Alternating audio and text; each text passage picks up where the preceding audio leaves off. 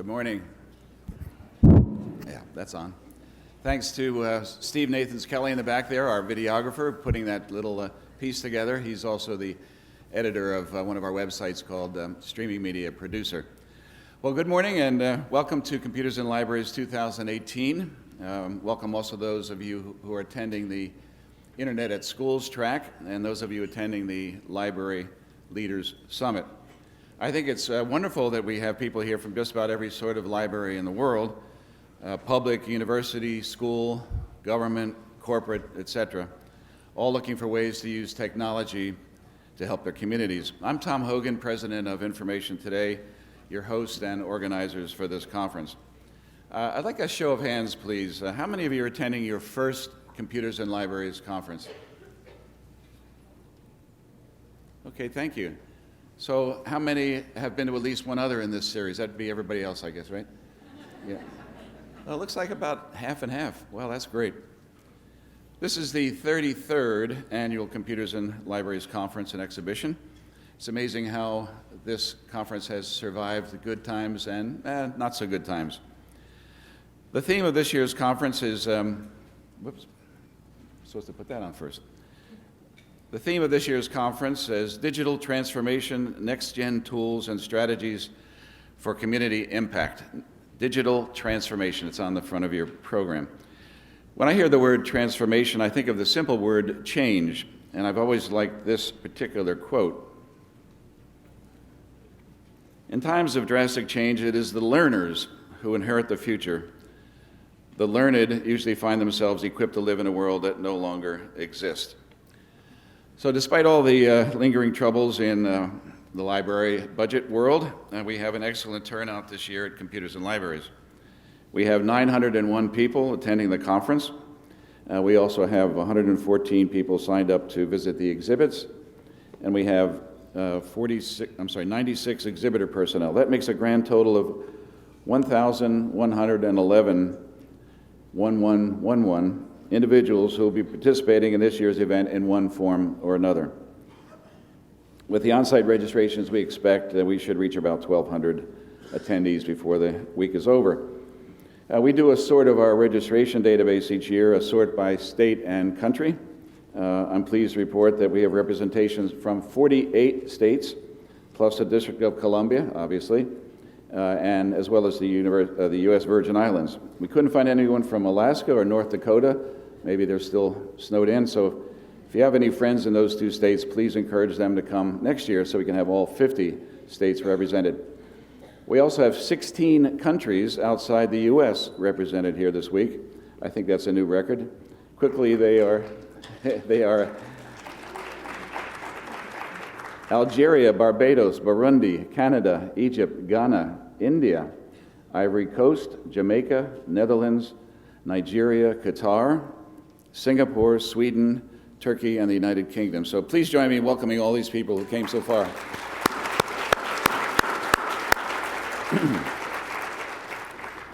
So 33 years is quite amazing, and to a large degree it's due to people like our program chair, Jane Dysart, and you'll be hearing from her shortly. I'd like to mention her organizing committee, a little shout out to them. Helen Blowers from OCLC, Marshall Breeding, Library Technology Guides, Frank Cervone, University of Illinois, Darlene Fichter, University of Saskatchewan, Richard Holzer, Natural History Museum of LA County, Rebecca Jones, Brampton Public Library, Dick Kaiser, editor of Computers and Libraries magazine, and Donna Sheeter, Library Strategies International. Thanks to Jane and our organizing committee. The organizer of the Internet at Schools track is Carolyn Foote from Westlake High School in Austin, Texas. And this year, as I mentioned above, we're continuing with a co-located event, conference within a conference, if you will, called Library Leaders Summit, which is facilitated by Rebecca Jones of Dysart and Jones Associates. I'd like to thank also the speakers and moderators, some 150 strong, who have kindly agreed to share their time and experiences with us this week. They are truly the backbone of the conference, and we appreciate their choosing Computers and Libraries as a forum for their ideas and knowledge sharing. You know, the tools and technology available to libraries have changed over the years, obviously, but the excellent quality of the topics and speakers at this conference never changes. There's a speaker directory on page 22 of your program. They're listed alphabetically all the way from Stephen Abram to Yin Zhu. I think it's the first time I've ever had a Z person, with their affiliations and email addresses. So you can contact them and follow up with questions and comments, and perhaps even develop a lifelong friendship. In any event, every one of our speakers has his or her unique body of knowledge, and we can all glean from that. I have a quote that comes to mind for that. It is much better to know something about everything than to know everything about one thing. I'd also like to thank the 42 companies and organizations that are represented in the exhibit hall. They support our efforts and help us keep the registration prices as low as we possibly can put them, and we're grateful to them. So please leave a little time to visit with them. A little secret, they go back to their offices and have to present a report to their bosses, and they have to give out some hard numbers like how many contacts they made, how many conversations they had, and if the bosses like those numbers, they come back next year, which of course we love. So please put a little time aside to visit with them. Sincere thanks also to our learning partner, SLA, for their support of this conference, as well as the Association of Independent Information Professionals, or AIIP. And we also received generous support from the Knight Foundation, so thank you very much for that. Last but certainly not least, I'd like to thank all of you for coming. Without you, there obviously is no Computers and Libraries Conference. You have our deepest thanks for your support all these 33 years. I'll leave you with one more quote. Whoever acquires knowledge and does not practice it resembles he who plows his land and leaves it unsown. So let's use the next 3 days to acquire some knowledge that we can put into practice in our daily lives, and let's make this conference the 33rd year of Computers and Libraries the best one yet. I'll now turn the podium over to your conference chair, Jane Dysart. Thanks very much.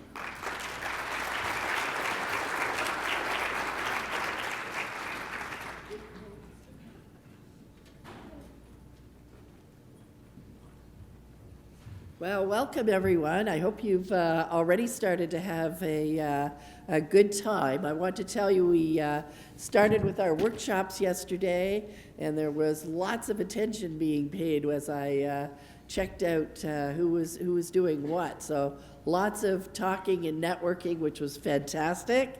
And then we moved into our games and gadgets evening, which required a lot of you to actually play with things. And we had a different format this year, and if you filled out a bingo card by doing these various activities, you could win a complimentary full conference registration to Computers and Libraries number 34 next year in 2019. And I just wanted to announce that winner is Amber McClure. And Amber, if you will go to the registration area at some point in time, there we'll have a certificate for you. And she is from the Forsyth County Public Library. So give Amber a hand.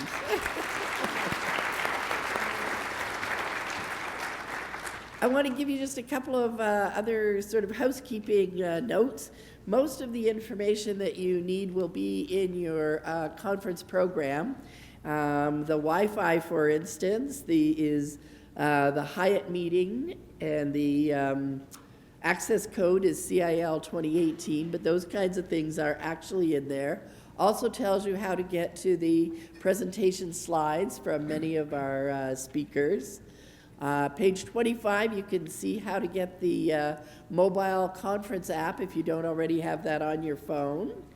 Our sessions, our various tracks today are mostly going to be here on this level, and following our keynote, I'm going to ask you to go out and have a coffee in the foyer while we bring the air walls in. There will be 3 of the tracks here, A, C, and D, and the Potomac and the Washington rooms will host the other 2 tracks.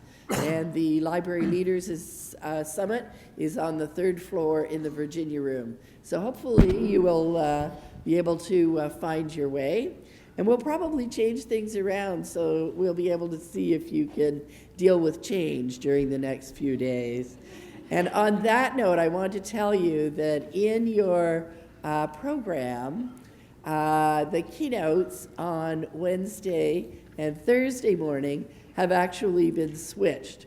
One of our speakers had to urgently be somewhere else one day, and we managed to switch them. So what you see outside this room is correct. What you see in your program is not correct.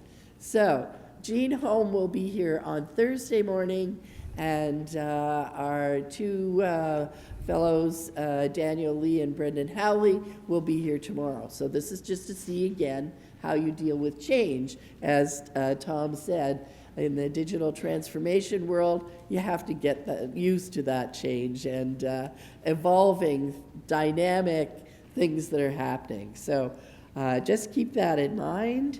Tom mentioned the exhibit hall, one floor up, and opening tonight at 4 with a reception, and that will be following today's sessions. Tomorrow and Thursday, also in the exhibit hall, will be our short information sessions, so the cyber tours, so those are additional programs that you might want to see. Tomorrow evening, we have a session around facts in the digital age with our friend Lee Rainey, who you saw in the video earlier from the Pew Foundation, and other speakers to talk about something that has been going around a little bit lately, the whole fake news area. And it will follow a session this afternoon in Track A that's going to look at finding facts as well. So, oops, there I go. One last, I think, telephones, if you could quiet them while we have our speakers. And I'm also want to put out a plea to find some more super searchers. We have some fantastic super searchers. We have our Searchers Academy that was packed with people yesterday getting tips from our super searchers. Greg Notes, Gary Price, Mary Ellen Bates, who's written many books around super searchers, Mary Diojala, who also edits Online Searcher. But we're looking for some next-gen searchers, some more of those searchers that we want to bring along. So if you know somebody that you think is a super searcher in the making, we want to find them. So please let any of those other searchers know, or me, because we want to find them. So I think they're hiding, and we want to get to those. So without further ado, I want to introduce you to today's keynote speaker. Rick Huijbregts is an interesting guy. He has studied architecture. He has a Master's of Science from the University of Delft in the Netherlands. He's a design thinker. He has a doctorate from Harvard and continues to teach there. He won the Queen Elizabeth II Diamond Jubilee Medal in 2012 for his transformational work in municipal innovation in Canada. He worked with Cisco for 12 years and was a VP of Digital Transformation and Innovation. He's been very active in the smart city, smart communities movement, and did some interesting work with the Toronto Public Library, which he may talk a little bit about. And he currently is the VP of Strategy and Innovation for George Brown College. So this is allowing him to get more into the education field, which he is enjoying. So please welcome Rick Huijbregts.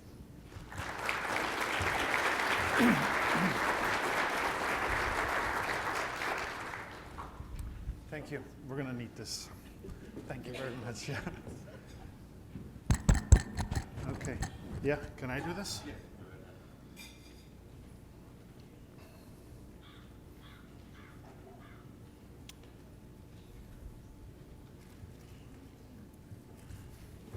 All right, that seems to work. Good morning, everyone. Welcome to a beautiful, balmy Washington.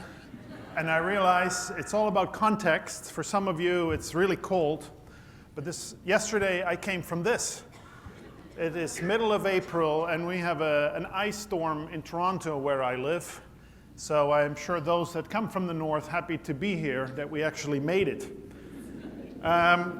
So talk about change, and I won't speak a lot about climate change, but I think here's a great example that there's something wrong. Thank you, Jane, for the introduction. Jane and I met only once, but we're Facebook buddies, so we know everything about each other. And to her point, I come from a background of a wannabe architect. I was really bad at it, so I moved into IT because everyone could go to IT. Worked for Cisco and realized that I was on the road all the time and I missed kind of everything that had to do with my kids. So quit last year, took some time off, and now I'm in education and I'm loving it, and I'll talk a little bit about how I see the role of education and probably your role evolving in a world of digital change that I think is going to be critical for the future of our children. I'm going to today put you to work as well. I assume, and maybe it's an assumption, but that all of you have some sort of a smart device in your pocket. Who does not have a smart? No, that wouldn't be fair. I don't want to call you out. Because if the technology doesn't fail us, I'm going to ask you to participate. And before we start, let's talk about change. And let's close our eyes and dream a little bit about 2030. I would like to understand from you, when you think about 2030, what are some of the words that come to mind? What does our future look like? And the way for you to participate is you go to your smartphone, and I suspect you're all on Wi-Fi. You either go to a web browser and type in paulev.com/CIL18, which will take you to an interface, or you send a text message to 37607. So just a text message to 37607, and you type CIL18. You get immediately a response, and then you can participate this morning. I have 4 questions for you throughout this morning. So I see some of you figured it out. Oh my, I thought they're going to be all upbeat words. So you think it's bleak. Oh, hopeful, that's good. Smart. Lots of automation.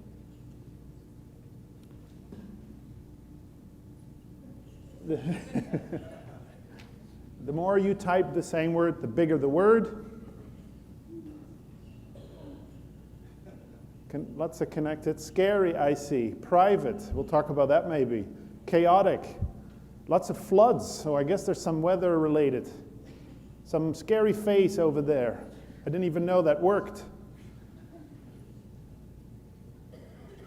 So thank you for doing this, by the way, because this helps me build my future PowerPoint presentations. I can say this came all from smart people like yourselves. Innovative, augmented, funded, critical, digital. So a lot of technology words. Robots, I see. Unequal, probably true. And I'll talk a little bit about that, about those that have and those that have not in an age of digital disruption, and maybe a growing gap if I think the education sector and particularly the libraries don't play our role well and make sure we help bring everyone along. So thank you for doing this. I'm going to keep going. You can keep typing. Actually, you can, because I'm going to have a second question, since you have it out anyways. So now the question is, you just described the world that you think what it will look like in 2030. What are some of the trends, the things that you are seeing that you as a library need to understand or prepare yourself for, because those are going to shape this future? So what are some of the things happening in the world? And it could be technology, but it could be the weather, that are trends or changes that you have to embrace. I wonder if your words still are coming here. Did anybody already type a word? You did, many of you. And as you can see, they're not here. All right. That's all right.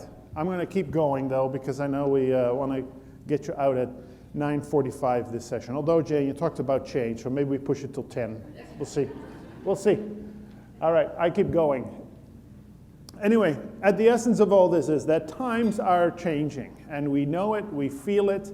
Those that you have children or grandchildren will see this each and every day. And I am confident that what you see happening in your library and the people that come to your facilities and ask questions is just the epitome of what change is all about. Now, and this kind of relates to part of why I left Cisco, and that is I'm worried about the future of my children. These are my two kids. The youngest on the right is 10, the oldest is Rami, 14, and he's in high school now, and he starts to ask me what he should be, what kind of things he should be learning. And I would say 4 years ago, I would have said, oh, something about STEM, because everyone talks about STEM, so go do something technical. But he really wants to be an author. So I'm thinking, oh my God, he's never going to make any money. But now I'm thinking, you know what? Maybe he has it right, because what we're starting to see, and we'll talk about that this morning, tasks that can be automated, robots will do. What are we missing is critical thinking, collaboration, creativity, the things that robots and automation can do. So wanting to be an author is going to probably lead him down a path of getting skills around creativity and building out and channeling his emotions. And frankly, he may be set up much more successfully for a digital future than those that are now just going and say, oh, I got to do math and coding because that's where the future is. Now, so talk about change. The next generations are knocking on our door. If we look at North America, particularly Canada, and that's where I live today, so some of my examples may be Canadian data, and again, back to context, it may be different for some of you around the world. In Canada, and I think in North America, millennials are the biggest generation now in the workforce. Those are born after 1983, 84-ish. The first cohort of centennials are now entering the workforce. Those are the generation that is about 20 years old now, that are finishing college and applying for a job. Now, why is that an important generation? They are born after 1994, which is the year that the internet became a public domain. So they don't know a world without the internet. And then thirdly, that we as an educator need to start to think about is that in about 15 years, our enrollment is made up out of what we call the alpha generation, the 3 to 5-year-olds that are 3 to 5 years old now. And they're practically born with smart devices in their hands. So if we as an educator, and probably you as a library, are not starting to think about how do we deliver services, how do we engage with this new audience that is coming, and frankly, they're already in your institutions rather than in ours, then we're going to be left behind, and we're not going to meet the demands and the needs of the next generation. Now, it's scary because I'm just looking a little bit through this room and ages, and I think, oh, this new generation is going to laugh at us when we talk about things that we have grown up with. Picture here, anybody remember what this is? Apollo mission 1969. Look at all those computers.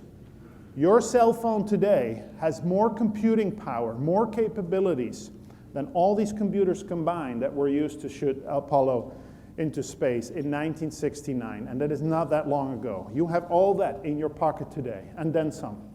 You remember this? Many of you, yeah? The big floppy disks.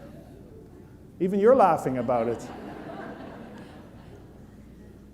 Or even this, I'm thinking the alpha generation may not know yellow cabs the way we did. They probably already have a Lyft or an Uber app, and they're starting to think very differently about the digital and the app economy. They will not know Blockbuster. Who still has a Blockbuster membership card? You? You do? In your wallet, just in case when it comes back. They may also not know Well, they will know that now Whole Foods is owned by Amazon. So when we think about certain industries, saying, oh, well, it won't happen because we always need groceries. Here now you have one of the largest IT companies, in a way, owning a grocery store. And although I think its impact hasn't trickled down yet into like Canada, but from what I hear from my friends in the US, they're already seeing the business model change of companies like Whole Foods. And then you look at other grocery stores, all sweating bullets, thinking, what are we going to do to make sure they don't eat our lunch, maybe literally. Now, it's not only about the young generation, which I know is an important cohort, but when we look at overall trends, and again, different by country, we're seeing a dramatic increase in aging population. So we have fewer younger people that need to pay for and support the older generation. And we're seeing a massive global movement of populations, which leads to cities like Toronto, and I'm sure Vickery and the Toronto Public Library having to think about how to support 100 languages and all kinds of people from all kinds of places and cultural background that need to be supported. This is quite a big change that is happening that we need to be prepared for. So those were the demographic changes that we all live with, but there's lots of economic changes, industries moving around, there's environmental changes and social shifts around the world, and then of course there's the technology change, the age of the fourth industrial revolution. Now, and if this first question would have worked, you would have seen all your words here that you shared of what are some of those trends. Now, I saw a few people raise their hands, so what did you type? What are some of those big trends? Just shout out something. Climate change, AI, artificial intelligence, cybersecurity. So those would have been the words. Fake news, that's right. And funding, lack of money. Now, when we look at technology, particularly, I think we live in an age that defines itself as the fourth industrial revolution. Meaning we have seen plenty of revolutions, and the notion of change is not new. It's just now we live in one that seems to go faster, and one where the digital world, the virtual, is marrying the analog and the physical world, and really starting to blend in ways we've never really seen before. And this fourth industrial revolution is identified by a handful of what I would call foundational technologies, where your IT teams or your technical folks, I would assume, are already all over, or at a minimum where your customers, the people that come to your libraries, are expecting these technologies to be in place. I call these table stakes and foundational to today's digital age. For instance, mobile. About 90% of all internet traffic today is consumed through mobile devices, smartphone, tablets. If you are in a business and you do not have a mobile strategy, and it doesn't just mean an app, but a true mobile strategy, then you may have, frankly, missed the boat. Video. 70% of all internet traffic is video consumption. Most of it is the Netflix and the YouTubes, but more and more video is being used to share or to communicate and collaborate with one another. So Jane mentioned the collaboration we did with Toronto Public Library, with Vickery, where there is very high definition interactive video installations being deployed in a few of the 100 libraries in Toronto to make sure that we can scale services and experiences to every corner of the city as if you're physically part of the experience. Not that you're watching a TV, but as if you're sitting with the person that may be on the other side of the city. We got to break down barriers, and we see this more and more through video. Third is the Internet of Things. It's this notion that there's more things connected to the internet than people. From thermostats to light fixtures to smart street lights, everything is becoming a connected device.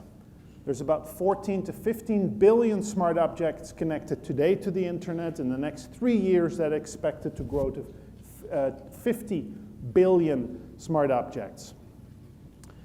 And for that, we're going to need infrastructure, digital networks, the fourth industrial plumbing, if you will, that is going to enable all those connected things to communicate with one another and with us. And then last, and someone here front said it, cybersecurity, security, which comes with privacy, is going to be woven through all of this, and we're going to expect in a way that is being dealt with. Now, this is just the foundational stuff, almost the boring stuff. The cool stuff is yet to come. From mixed reality, augmented to virtual, and I think there's a number of technologies on display upstairs, to robots and robotics and automation, to things like blockchain, AI, and autonomous. And I want to talk very briefly about those last three, because they're big words with very big impact on everything that it is that we do. So, autonomous. I'm going to try one more question, and I don't know if it works. So let's try this, and if this doesn't work, I won't ask you any questions anymore. So what industries, when you think about autonomous, self-driving cars, right, no drivers needed, what industries will be impacted by that? Which industries and businesses, frankly, will maybe cease to exist thanks to autonomous vehicles? Did anybody type something already? You did? A handful of people? So here my event, computers in libraries, and I can't make the technology work. Not cool. It's still adding there? Okay. It won't? Okay. Well, I'm sorry about that, so I'm going to skip through this and give you the answer. I have a backup plan. The impact is quite profound. From obviously the automotive industry, from how we manufacture cars, public transport, taxis, a little town called Innisville, which I'll speak about a little bit more. I don't know, someone from Innisville here? No? Very creative, small little town said we can invest in buses, but we are a very small town and very rural, or we do a partnership with Uber, who's soon going to have autonomous vehicles, and I do door-to-door service. So it's completely transforming how we think about buses and public transportation. All the way to logistics, obviously, shipping, parking garages, not needed anymore. Autonomous car can drop me off at work and go park somewhere where it's cheaper or go back home. To real estate or healthcare, 85% of accidents on roads are caused by human error. If we take humans out of the equation and cars through artificial intelligence and technology drive themselves, we may need not only a lot less ambulances, but may have to rethink how we think about hospitals. Law enforcement, hence the image before this, insurance, energy, retail, the list goes on and on. So now you're sitting in one industry and you say, oh, autonomous cars, we'll see when that happens. But these things are happening, and within the next 5 to 10 years are going to have an impact on the industries mentioned here. Now this could have a positive impact for you too, because there may be aging population, seniors, that frankly cannot come to libraries or community centers today because they may not be mobile or don't have the means to come over. What if we had, or what if you had, maybe, I know we talk about budget constraints, but let's assume you have a fleet of autonomous vehicles, and you can go and bring people around and move them to your libraries and start to engage them in ways we've never done before. So why I share this is not that you'll be in the business of autonomous vehicles, but when you think about these technologies and you hear them and your team's talking about them, think about the implication and the ripple effect they're going to have on everything, including your business. And then there's blockchain. I'm no blockchain expert, but it's basically using the internet as a means to exchange value. So think of the internet as 3 phases. First was internet, 4 phases. Internet as a means to connect us, sending emails and messages. That's how it started, 94. Then we exchanged goods or commerce. We could do some online shopping. Then we exchanged data with things, Internet of Things. Now we can connect to heating, cooling, lighting. You control something with your phone. The 4th generation is the Internet of Value.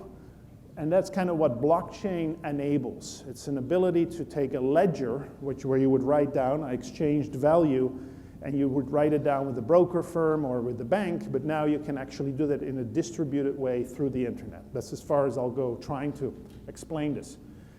You may have heard of blockchain, but we may equate it to Bitcoin, so cryptocurrencies. That's kind of the same technologies used to mine and create these currencies.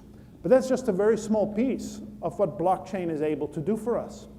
It's going to transform anything to do with securities like equity, private market financing, crowdfunding. So if you're in that business today, arguably your future looks bleak, as someone wrote earlier, because your job may be gone in a way because blockchain can take over that or simplify it. Then there's smart contracts. We have wagers, escrows, digital rights, and record keeping from ownership, voting, healthcare. We're going to see blockchain have an impact on all of this. Now, part of your job, you could say, is maybe record keeping. Or maybe you'll recognize other functions that you play today or a library can play a role in today. So start to think about how things like blockchain potentially could have an impact in your business. And it doesn't have to be all bad. I'll talk about the good parts of this. And then the last is artificial intelligence, where robots and machines become so smart and almost do the thinking for us. And we're seeing some data from Gartner coming out that in the next 5 years, we see about 2.3 million jobs created in the space of artificial intelligence, right? Creating new solutions and applications, but at the same time, that artificial intelligence will eliminate about 1.8 million jobs because it will take over the tasks that people do today.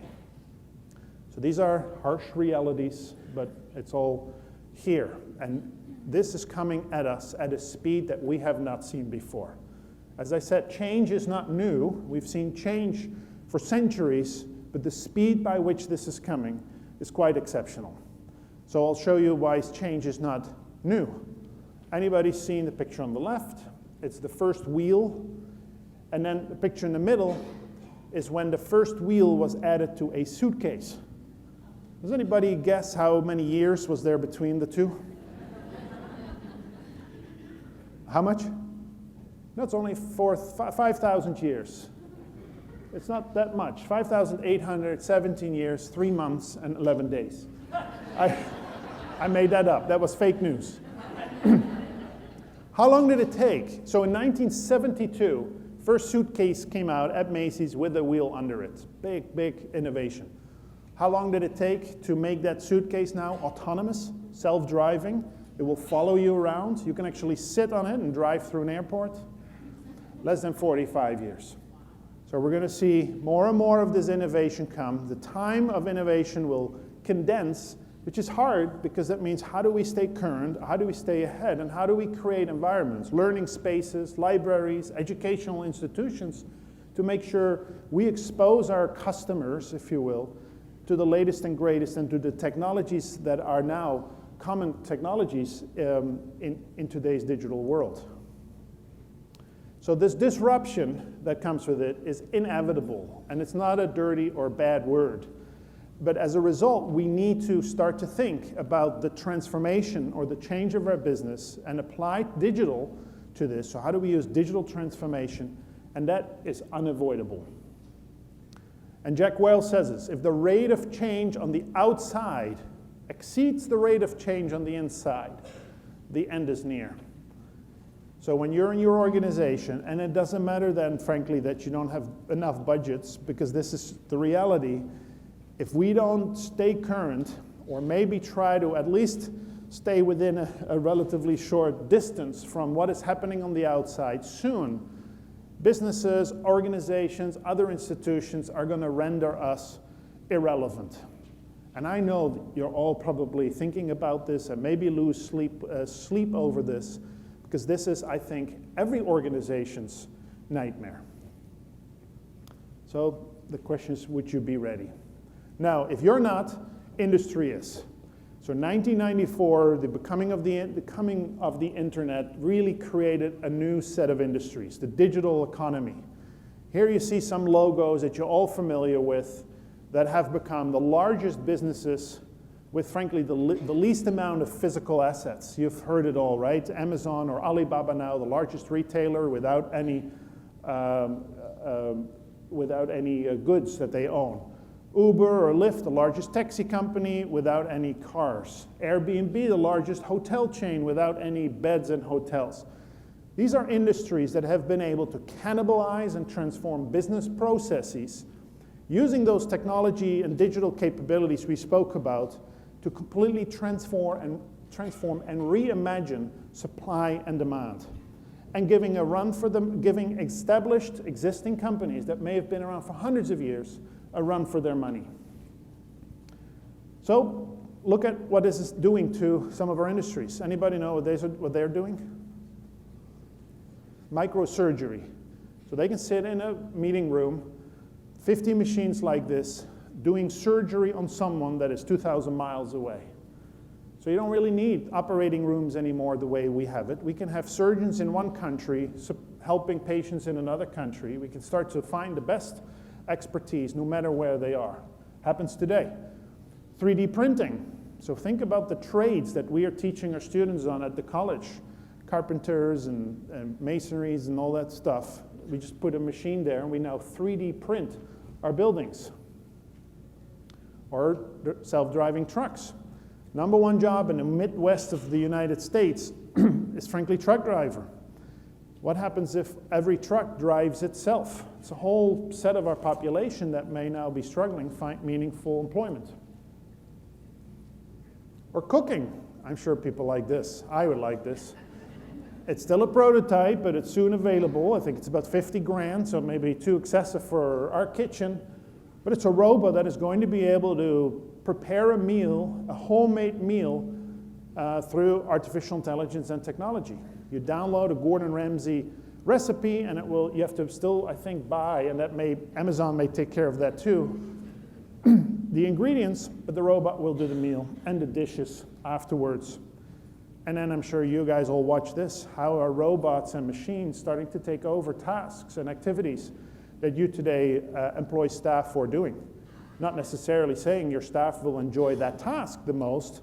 So can we use technology to now redirect to more high value, high impact activities? So this sounds all scary, and it is. 42% of our jobs are having a high impact of being affected by automation within the next 10 years. So let that sink in. And I'm going to round this up because it sounds more bigger, but so that's almost half of every job we know it is going to be impacted by technology within the next 10 years. That is scary stuff. So now I'm thinking back again to my kids. What are they going to do if we know that the jobs that are available now, half of them won't exist? Now forget about the questions. And the upside, and we just briefly talked about AI, 85% of the jobs in 2030, sorry, this is my 15-minute warning, 85% of jobs by 2030 have not been invented yet. We don't know what 85% of the jobs are 10 years from now. So that's a good thing, because now I know there will probably be something for my kids to do. And we have already seen this. 6 out of 10 most popular and best paying jobs today did not exist 10 years ago. So again, this is not a new trend. This is something we have already seen. It will only accelerate and compound. When in Canada, or in Ontario specifically, I think 150 years ago, 97% of people that were working were employed in the agriculture space. Now, only 3%. Doesn't mean that we have like 90% people unemployed. We've seen new industries come up and new possibilities. We just, as educators, and you're in a way an educator too, need to kind of grab this opportunity and guide our customers, I'm gonna call them customers, down the path of this transformation and show them the light. So to me, that means opportunity for institutions and organizations like yours, as well as now ours. Now, every organization, so us, you, but every industry needs to now embrace this transformation. I see that through 3 key lenses. First one, how do we use all this technology to enable what it is that we do? How do we create productivity, cost reduction, simplify things, Not necessarily changing what we do, just enabling it and doing it smarter. Many of you are probably already down the path of exploring this. Then you get into the second phase, and that is, how do we now differentiate ourselves? How do we deliver new experiences, new services?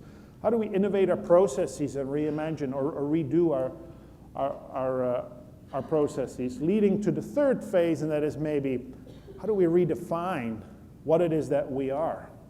So you all came out with a bunch of words in 2030. Maybe we have to reimagine the role that libraries play, more than we've ever done before, to be relevant in 2030 still.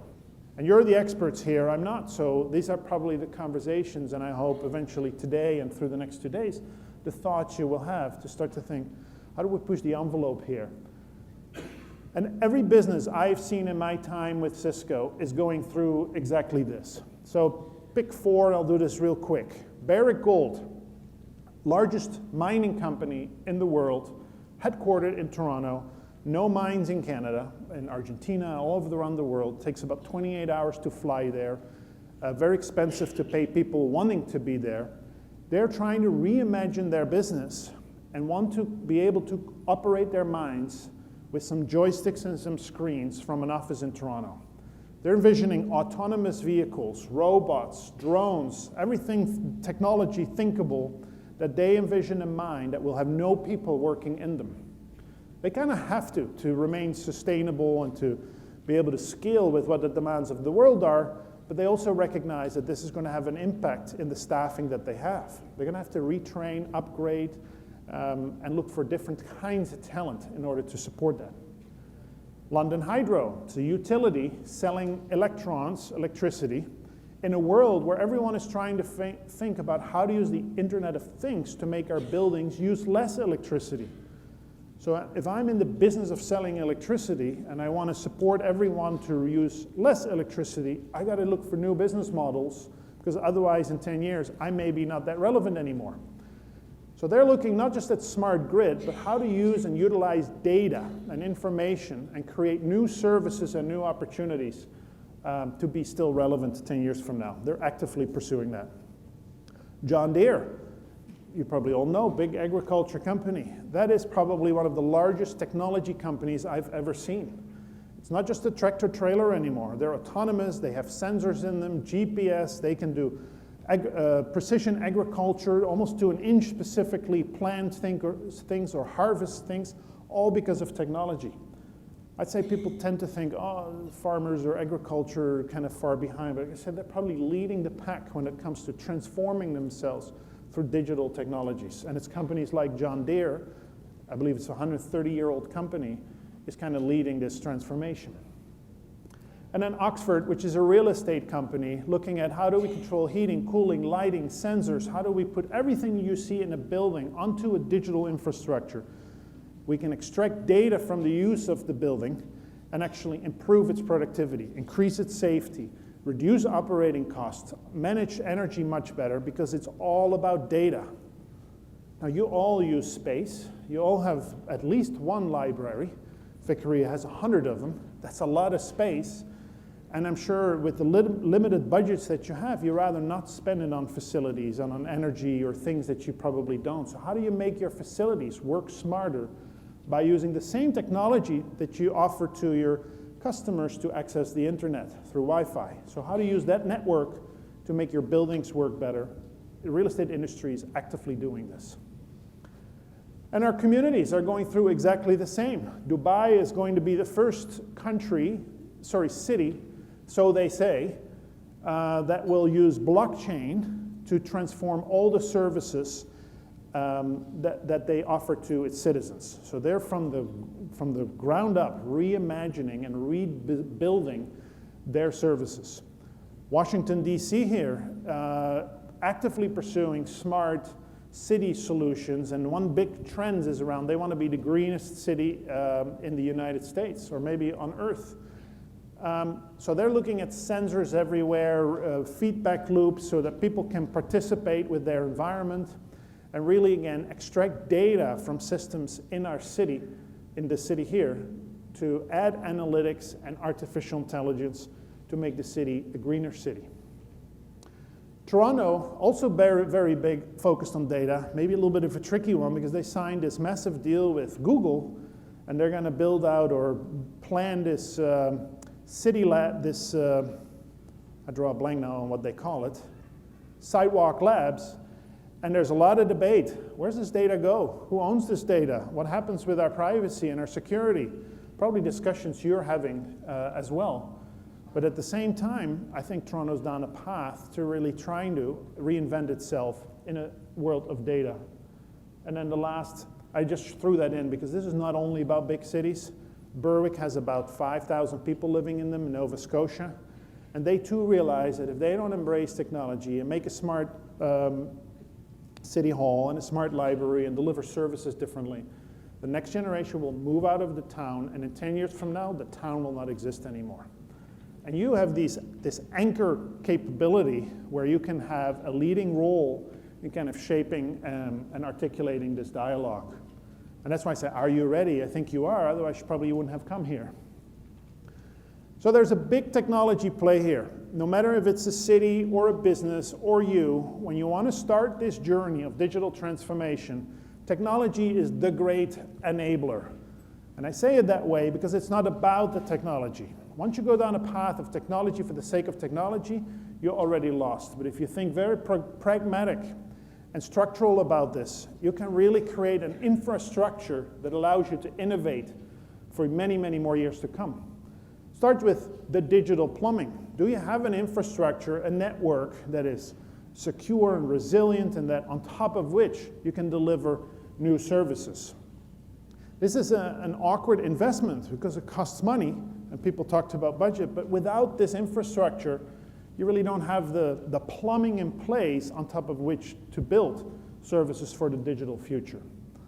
Then it has to be secure. When your customers come, they want to know that whatever they do in the library or on your network is safe and secure, and the data doesn't go anywhere and you don't be selling the data. Then it has to be in the cloud. There's no point for you to make investments anymore in hardware and technology in your library because you can do everything these days in cloud-based solutions. Much more cost-effective in the long run, and with the rate of change that technology is changing, you can't keep up with keeping the hardware working in your facilities. Then on top of that, you have now the ability to implement emerging technologies. So how does blockchain play? How does artificial intelligence play? How do we roll out applications? And you probably all do, but this is where hackathons and engaging the community actually are a great way to, in an affordable manner, experiment with new solutions and new opportunities. And then last but not least, it's around collaboration. If we don't think about how we work better together, how do we use video and communication technologies within your library environment, but also with the community that you're in, then all this is for nothing. So this is the technology piece. I may go over a little bit, Jane. Yeah, I'll keep it short. I'll try. But technology is just a piece of the puzzle. Second would be culture. Design thinking, collaboration, critical thinking. How do we make people part of this? Digital literacy. I think you have a huge role to play, not just for you and the community, the people in the community, but even the businesses, small, medium enterprises, to people see how to use this technology and actually how to participate productively in this digital economy. And then there's a need for strategy. So again, it's not technology for technology, but what is your path to this 10 years, 5 years or 10-year strategy, and how do you use technology and culture in a strategic way to help you shape your future in this digital age? So look at these three, and I think most companies that over-rotate on technology lose and miss the ball, and if you start to find the right balance between culture, strategy, and technology, you tend to have a winning formula. You know, one more question. We'll skip that one. So I want to kind of quickly shift to the last part here, and that is that we need to start with why. Why do we do all this? And you have all this, I'm sure, for your libraries and your own strategic plan. And again, I'm not an expert here, but when I look at my role in education, and frankly, I think we have similar objectives. I look at what's the experiences we want to deliver. And there's a few lenses we could apply. Your place of knowledge, community building, education, right? You're an incubator, I think probably all of you already, if not soon, and maybe a place for citizens to consume services. You're so embedded in the fabric of a community that that's probably where I logically would want to go first. So knowledge, and I did a picture of computers in libraries. I figured this is what the name of your conference is. It's not just books anymore, and you know this. There are lots of ways to access knowledge. Community, I think Vickery is a picture of your library.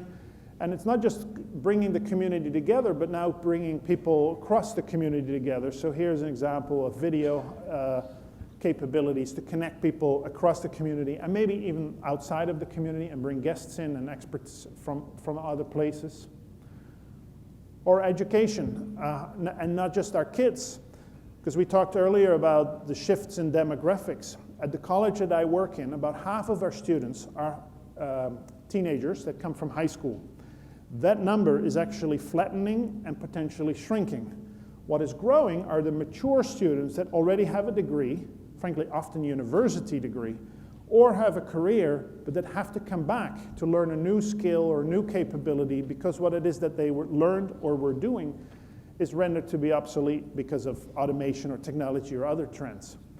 So when we think about the role of education and the concept of lifelong learning, it does not start and stop with the post-secondary education. You are a critical part of that journey, and you can start to use technology to broaden the access to your audiences and engage potential post-secondary education institutions to expand and scale educational offerings so we can make sure everyone in our society and community, including the mature students that need to come back and upgrade it, are being served in many different ways.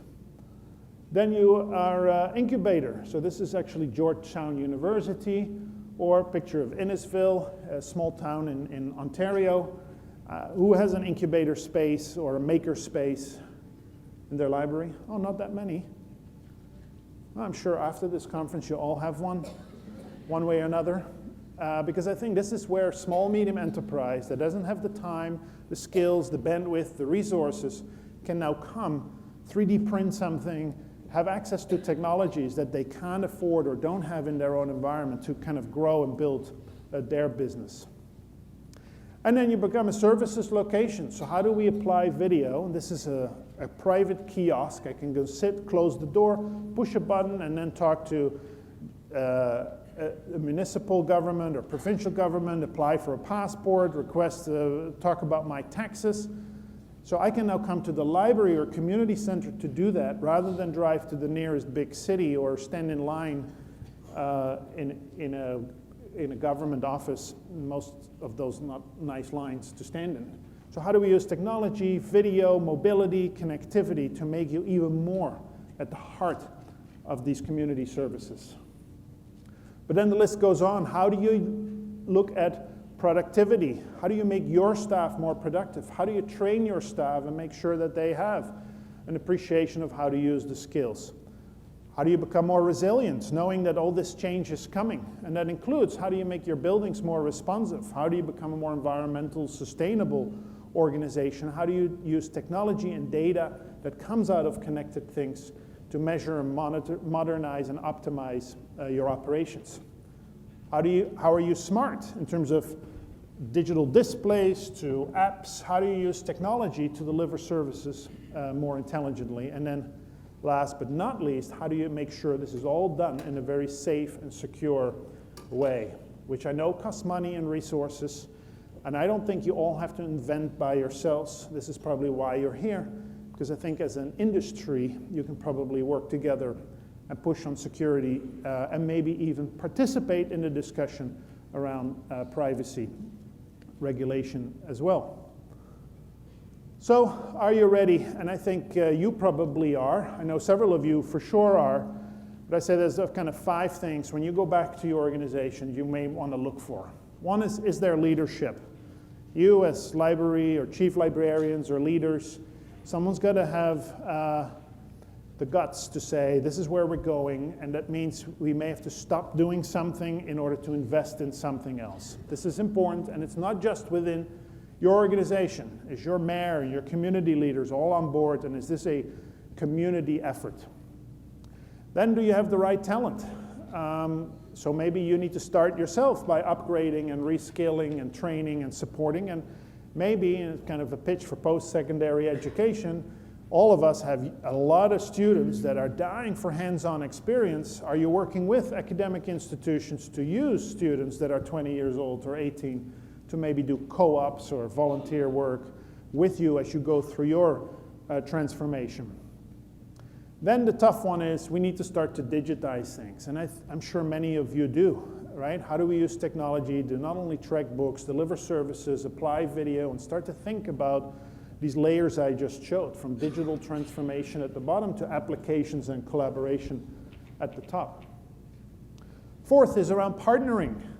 I don't think anybody can do this by themselves. There's lots of amazing capabilities and technologies. I think your trade floor will show this. But I think for this journey to be successful for anybody is we have to go outside of our industries and strike relationships with different kinds of organizations that have either gone through the same journey or that can help you with your journey. And then last but not least, dare to dream a little. We don't know what the future will look like. So if we're trying to be conservative and we don't want to get too far ahead, frankly, we're going to get what Jack Welch predicted. We need to be able to be bold, think outside of the box, and push our community and engage our community to really lead in this world of digital transformation. So I too wanted to do a quote, but I realized my quotes are not from as intelligent people, Marcus, you showed. I liked this quote: "No one ever made a difference by being like everyone else." I'm like, oh, that's a smart quote. But then I saw that it's from a movie, and it's not that intelligent. And I don't know if P.T. Barnum actually said it, so I don't want to spread fake news, so I figured I'll say where I got it from. Makes me not that intellectual, but I still think it's a great quote. No one ever made a difference by being like everyone else. And this comes back to, let's dream a little, let's push the envelope, let's work together, collaborate together, let's draw up a new goalpost or a brass ring, because we know the world will be different, and it's my kids and your grandchildren that need to thrive in this world. And I think you as libraries, us as academic institutions, truthfully, are at the heart of this transformation, and I think you can and probably should be leading this. So coming back to, are you ready? I certainly hope you all are or want to be, and if not, that today may be the beginning of your digital transformation. Thank you very much.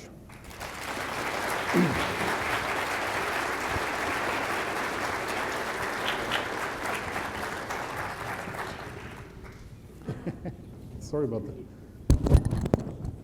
That was really terrific. I love the words, Rick. Give him another hand to say thank you. Rick asked about the makerspaces, so I want to tell you, if you don't have one, tomorrow morning is a mini workshop on makerspaces that will give you a roadmap if you don't already have a makerspace. So that's one thing. Rick also mentioned stop doing stuff.